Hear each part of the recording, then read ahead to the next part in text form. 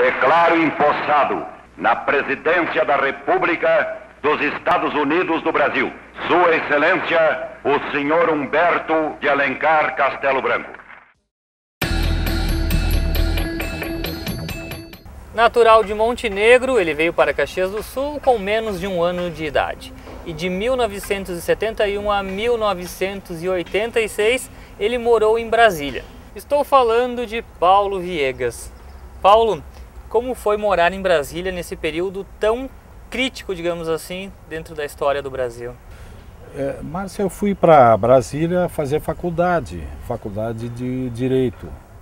E eu já tinha uma ligação muito grande com a política, principalmente, um envolvimento devido ao meu pai, que tinha sido vereador pelo antigo PTB, tinha sido secretário e passou por uma série de situações na época de 64. Paulo é filho de João de Oliveira Viegas, ex-vereador conhecido por sua solidariedade e defesa da democracia, e que foi impedido pela ditadura de exercer atividade política. Naquela noite fatídica, da madrugada fatídica... No 1º de abril? Do 1º de abril, porque o movimento realmente iniciou na madrugada. Depois se deram conta e retrocederam. Mas eu me lembro que meu pai, no dia 31 de março, à noite, ele recebeu um telefonema, ele era ferroviário, né? Mas eu me lembro que naquela noite meu pai saiu escondido de casa, até para não assustar minha mãe, e foi até a sede do partido, do PTB, que ficava aqui no centro, aqui na Praça Rui Barbosa, e chegou em casa com uma série de livros de ata, livros pretos grandes e documentos, uma porção de coisa. E aí ele se arrastou por baixo da casa, que mal cabia uma pessoa, cavou um buraco e colocou os livros e documentos todos lá dentro para esconder, porque tinham avisado, olha, o pessoal deve amanhã ou depois ou daqui uma semana, sei lá, vai acontecer alguma coisa, né? Na Universidade de Brasília, Paulo foi aluno de nomes como Franco Montoro, ex-governador de São Paulo. Porém, o período foi complicado para os estudantes e uma história ocorrida com uma colega simboliza muito bem como era a perseguição dos militares contra os estudantes. A gente conheceu inúmeros colegas, amigos que tinham passado por situações difíceis, né? Namorados de amigas, de amigos que a gente sabia por relato deles do que tinham passado nas suas cidades e assim por diante. Eu conheci, por exemplo, uma menina que estudou comigo naquela época, que ela tinha uma série de marcas de queimadura de cigarro nas costas e nos braços, que eles, devido a namorar um rapaz, ela era mineira, e devido a namorar um rapaz que era considerado do meio, né, político, subversivo, que até tinha um apelido de Tarzan, ela também, quando ela ia visitá-lo lá no que ele estava preso, várias vezes eles detiveram ela também e faziam esse interrogatório para saber, tirar alguma coisa dela, e ela tinha várias marcas, mostrava para nós nas costas, nos braços, né, de cigarros que tinham sido apagados no próprio corpo dela, né? Em Brasília, Paulo trabalhou como assessor do deputado Nadir Rossetti, perseguido e caçado pelos militares. Em 1972, eu fui trabalhar na Câmara dos Deputados, no gabinete do então deputado federal Nadir Rossetti, né? E lá a gente então passou a vivenciar mais aquele momento político, né? Toda aquela situação.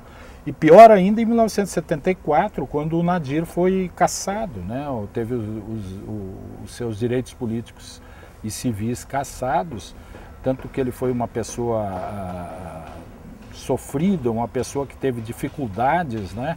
Ele não podia, só para te dar uma ideia, ele não podia nem advogar, que era um advogado extremamente competente e conhecido, ele nem advogar podia, ele se utilizava amigos, né, utilizava um pequeno subterfúgio, ele fazia todo o trabalho e esses amigos assinavam as petições e assim por diante, para que ele pudesse se sustentar e sustentar a família, né?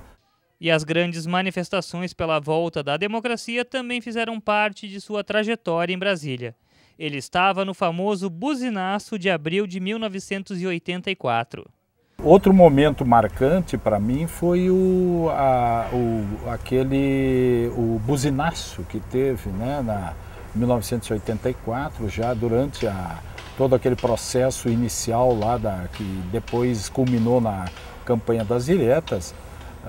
Eu nunca esqueço que nós estávamos no centro ali, no epicentro da coisa, lá na Esplanada dos Ministérios. Eu tinha na época um Fusquinha. O general Newton Cruz, acostumado a dar shows de autoritarismo, tentou impedir a manifestação feita pelos motoristas.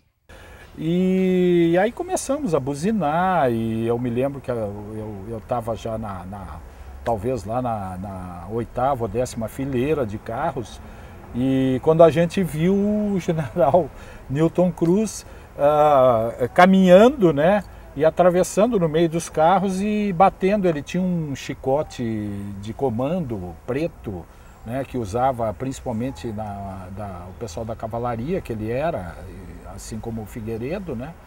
E ele batia no capô dos carros. Ele chegou inclusive a subir no capô de alguns carros que estavam logo na frente e dando palavras de ordem, gritando e mandando parar, mandando sair e assim por diante. Só que tu não conseguia sair, né? Quem estava atrás não saía porque o trânsito trancou, o tráfego todo ali não tinha mais condições. Era momento de pico, era todos aqueles carros que participavam do movimento e mais os carros que estavam saindo no momento, que também aderiram, começaram a buzinar, a participar. E foi histórico isso, né? O povo foi às ruas e a democracia voltou. Porém, 50 anos depois, ainda tem muitas histórias para contar. Declaro empossado na presidência da República dos Estados Unidos do Brasil, Sua Excelência, o senhor Humberto de Alencar Castelo Branco.